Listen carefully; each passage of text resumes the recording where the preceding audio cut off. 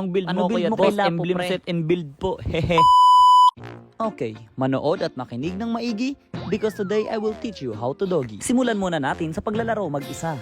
Para kapag natalo ka dahil sa tinuro ko, wala kang kadamay, diba? MPL, I know right? Medyo pogi lang. Syempre, dahil tuturuan ko kayo kung paano gumamit ng lapo gagamitin natin ngayon. Tapos yung katapat ko, natural, walang kamatayang dragon. O ngayon, tuturuan ko kayo kung paano bugbugin yung kumag na yan. Naiinis ako sa hero na yun kasi malakas mag-freeze. Okay, wag pala tayo dito, hindi pala tayo makakapag-Catlin. Maganda mag-Catlin minsan pero kapag ito yung kalaban, wag na lang uy. Ito yung nakakainis sa Yuzong pre porket porket lamang siya kapag wala akong ulti. Kala mo kung sino na makapagbantay ng minion. Parang hindi tatakbo kapag nag-level 4 ako Kaya ang gawin mo, i-hold mo yung minions mo para hindi niya ma-freeze. Kasi ikaw ang mag-freeze. O ngayon ka, level 4 na ako. Pikon na ako sa iyo boy. Nasaan ka?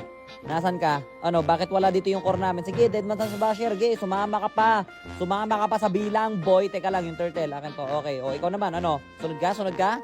Susunod ka, boy. At syempre, dahil level 4 ka na, wala nang laban yan. Talunan mo ng ganyan, no? Tamo, ano, lalapit ka, boy. O, flicker sa mukha, sabay second, passive, normally, sabay bang, bang, sabay alis na parang na, teka lang, asarin mo. O, first item, si Halberd, syempre, para saan? Para kay Yusong, natural, si Yusong yung kalaban mo O yan, kapag nakita mong nagdash yan, tsaka mo sugudin. O yan, pag nagdash na, bakit may KS doy?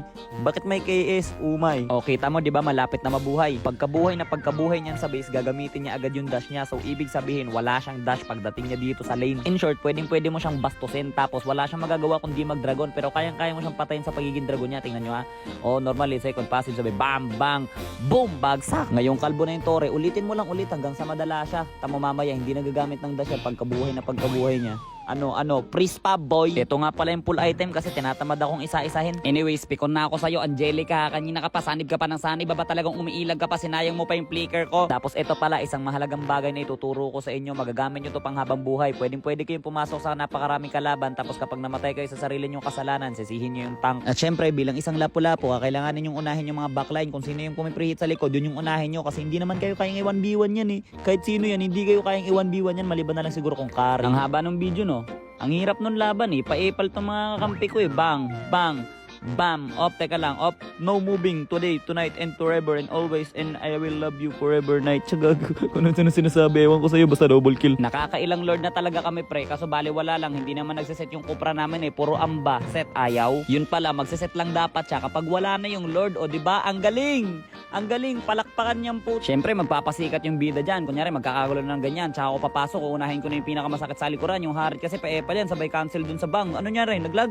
Naglag ba? Anyways, ang mahalaga, patay ko na si Harit. Wala nang masyadong masakit sa kanila. Kaso nga lang, wala na rin kami. Tapos dito, naubos lahat ng kasama ko. Kami na lang dalaw ni Mio yung naiwan. So, syempre, nasa isip ko, talo na kami. Pero buti na lang, alam ko sa sarili ko na halimaw ako.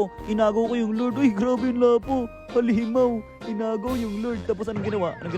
Nag-asim. O, diba? Yung tama.